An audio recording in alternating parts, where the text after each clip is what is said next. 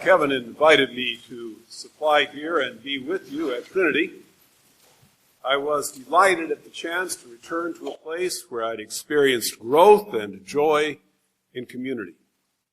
But of course, neither Kevin nor I could possibly have imagined what the 10 days before now would have been like.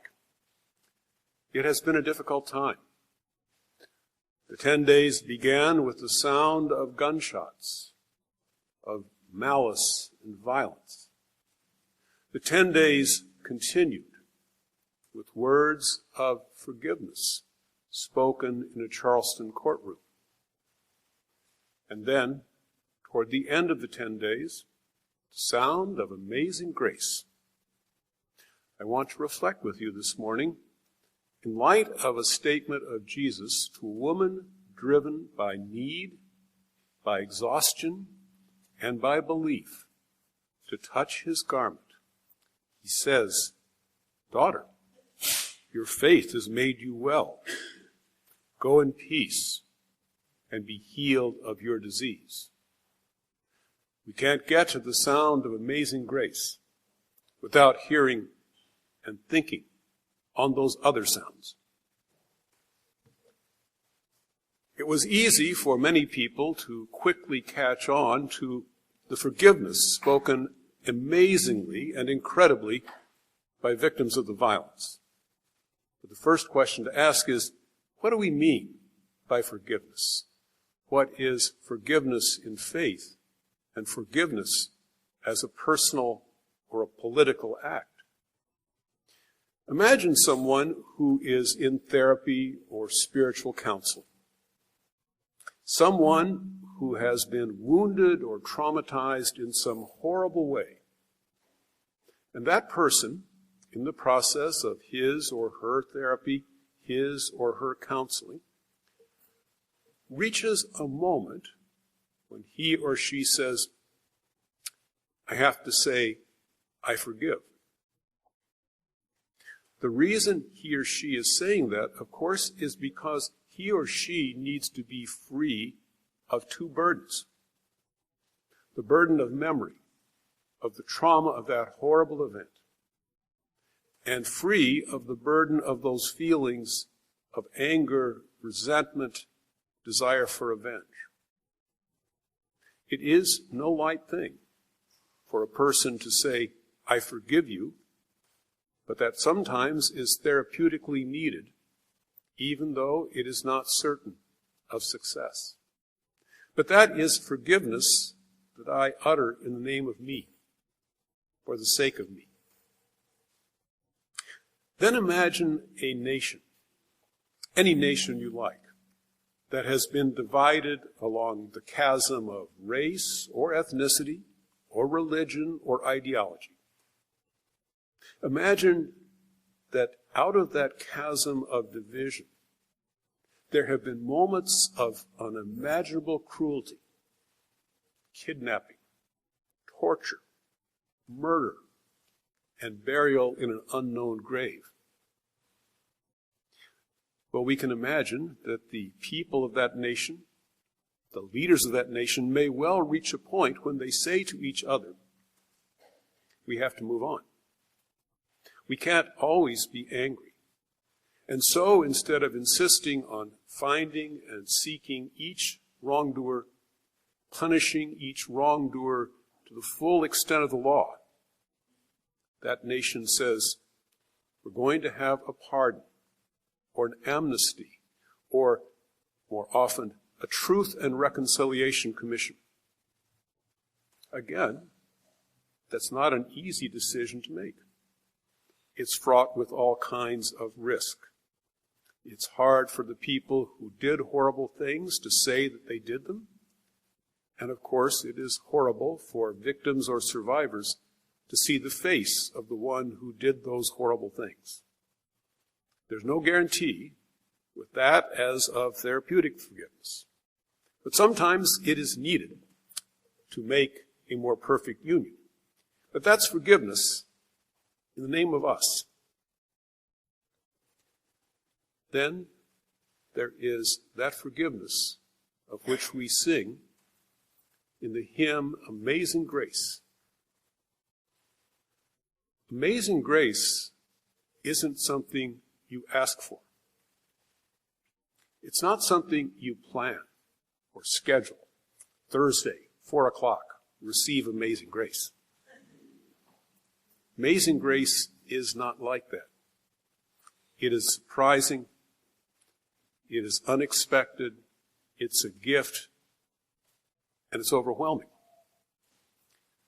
Think, then, of the lines of that hymn.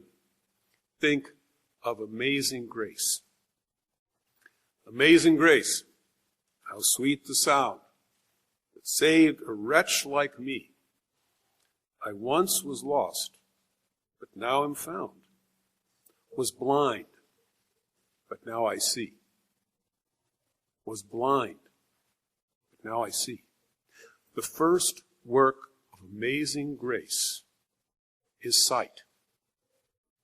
If we've lived our whole life not seeing certain others as neighbors to be loved, as sinners redeemed by Christ, if we've lived our life not seeing ourselves as forgiven and as renewed, if we've not lived our life in those ways, the first work of amazing grace is a gift of seeing those people whom we feared, who we thought of as enemies, as neighbors to be loved.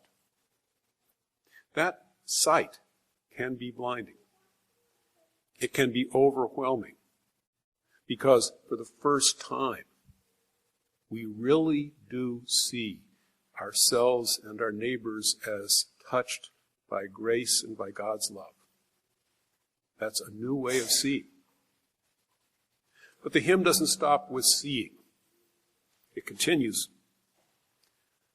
'Twas grace that taught my heart to fear, and grace my fears relieved.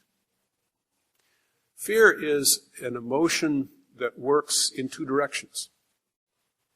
Sometimes fear is what paralyzes us, the fear of failure, the fear of not quite getting it right, the fear of not doing what I ought to do or of doing what I shouldn't do. Fear can make it impossible for us to reach out or to love. And fear also turns the other way. Fear of them, fear of those others, fear of anyone who is different than me, who thinks differently, who acts differently, who looks differently. Fear that drives me and sometimes all of us to think of those others as cartoons, as stick figures, not real people. Grace overwhelms us with the awareness that that fear has been relieved. As Jesus says to Jairus, do not fear, only believe. But there is more. Through many dangers, toils, and snares, I have already come.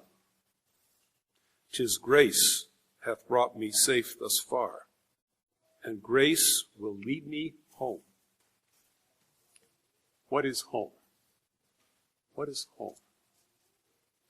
Home is a way of being centered, present, and healed.